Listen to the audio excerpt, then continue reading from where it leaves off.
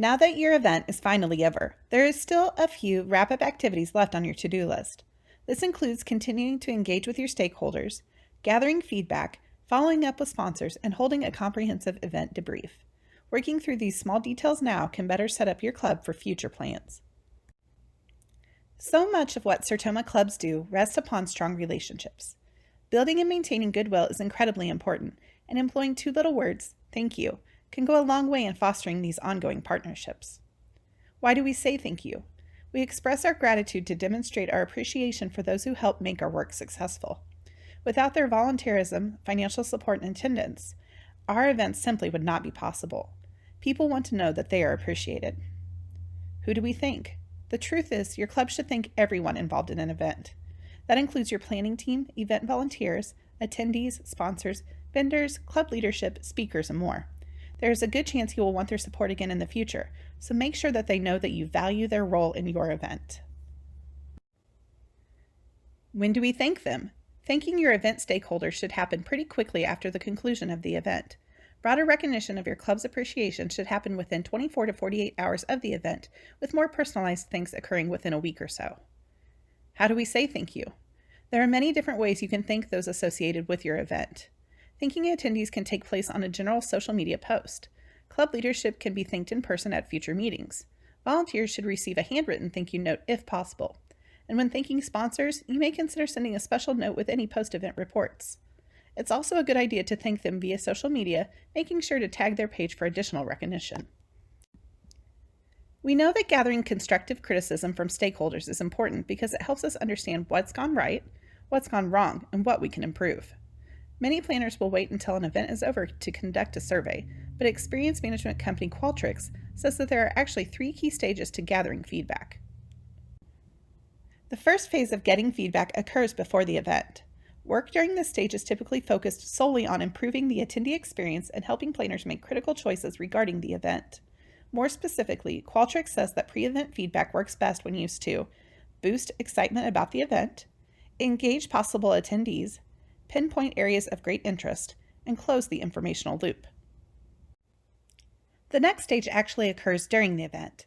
We talked earlier about how attendee engagement throughout your event can help you address issues as they arise.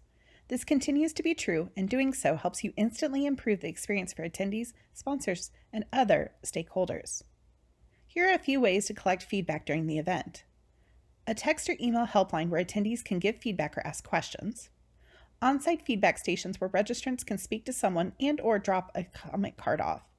And QR codes that take attendees to a simple online feedback form. And finally, we have our post-event feedback. This is when you'll focus on getting the information you need to improve on your next event. For best results, it's recommended that a post-event survey go out within 1 or 2 days of the event. It should be short, 10 questions or less, and have mostly closed-ended questions that give you measurable data. The survey should also include at least one open-ended question so that respondents can leave additional comments not covered by other questions. We have provided a list of sample questions your club can start with on page 40 of the Club Events Planning Guide, which you can download from the Member Center at sertoma.org. We briefly touched on the critical need to work with your sponsors after the event in our previous session on sponsorships, but we'll dive into this topic a little deeper here to help clubs better understand the importance of leaving a positive, lasting impression on these valuable event partners. The overarching goal is to retain sponsors for future events and other support opportunities. There are many ways you can handle this part of your relationship with your sponsors, but Winspire, a nonprofit fundraising assistance firm, suggests 3. First, we have the post-event summary and thank you letter, which you can learn more about on pages 25 and 38 of your planning guide. Next, it's suggested that your club look for free ways to promote sponsors after the event. One option we already mentioned was tagging sponsors in post-event social media posts. Your club might put together a video of clips from the event that include a brief mention of each sponsor. You can also share photos of sponsors interacting with attendees. Finally, hold a special debrief with your sponsorship team. Use this time to talk about what worked well, what acquisition methods were successful, and what types of companies and brands were a natural fit. Look at sponsors individually to see who was most satisfied and who had issues. You can also review the rewards that did or didn't work. Don't forget to examine which sponsors are more likely to renew their support. We have looked at gathering criticism from attendees and sponsors. Now it's time to focus on getting the opinions of those who know the event best, your planning and volunteer teams. This is often best achieved through an event debrief. This honest and open feedback session is designed to help you analyze nearly every element of your event. An event debrief should be held within a few days of the event's end. Plan to meet for 60 to 90 minutes, recommends Dutch Events app company Super Event. If your volunteer team is small, it's okay to invite everyone. In cases where you have a large number of volunteers, it may be better to only ask function leads. If you choose to only have key leaders there, make sure that they gather comments from their teams and consider also giving those volunteers a place to leave anonymous feedback. Now keep in mind, the point of the debrief is not to assign blame for what may have gone wrong.